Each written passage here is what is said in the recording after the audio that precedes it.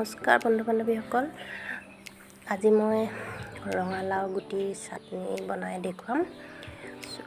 তাৰ কাৰণে লৈ লৈছোঁ মই ৰঙালাও গুটিকেইটা ধুনীয়াকৈ ধুই চাফা কৰি লৈ লৈছোঁ। পিঁয়াজ লৈছোঁ, নহৰু লৈছোঁ, মান ধনিয়া পাত এটা লৈছোঁ, জলকীয়া আৰু নৰসিংহ পাত কেইটামান। আমি ৰঙালাও গুটি সাধাৰণতে পেলাই দিয়া হয়, খোৱা নাযায়। আজি মই সেই ৰঙালাও গুটি চাটনি বনাই দেখুৱাম। সকলোৱে এনেদৰে বনাই খাই চাবচোন। আহক চাওঁ।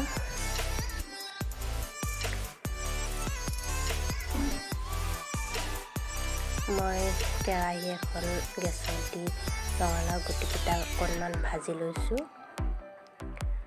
তাৰ তিতা ভাৱটো আঁতৰাই অকণমান মচমচীয়া কৰি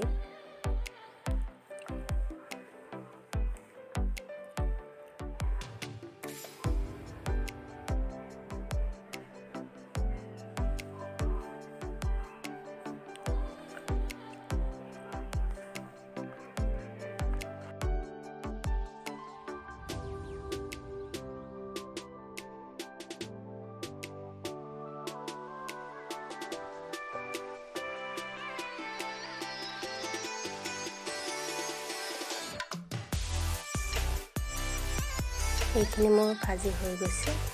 এতিয়া মই মিক্সাৰ বাতি এটাত এইখিনি দি দিছোঁ, গুটিখিনি আৰু নৰসিংহ পাত, জলকীয়া সেইখিনি গোটেইখিনি মই দি দিম।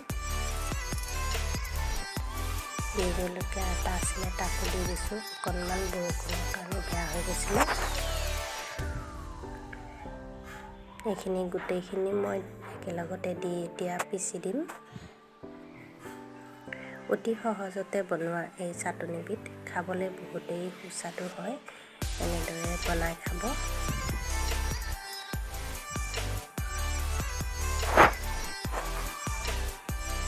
এয়া মোৰ ৰেডি হৈ গ'ল চাটনি।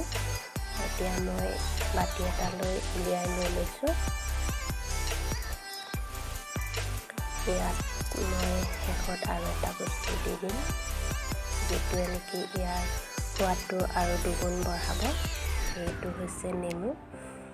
এয়া অকণমান মই নেমু চেপি দিম। এয়া মই অকণমান নেমু এনেকৈ চেপি দি দিলোঁ আৰু মোৰ চাটনি ৰেডি হৈ গ'ল। বন্ধু বান্ধৱীসকল, মোৰ এই ভিডিঅ'টো সকলোৱে চাব আৰু যদি চাই ভাল পায় লাইক, কমেণ্ট আৰু ছাবস্ক্ৰাইব কৰিবলৈ নাপাহৰিব।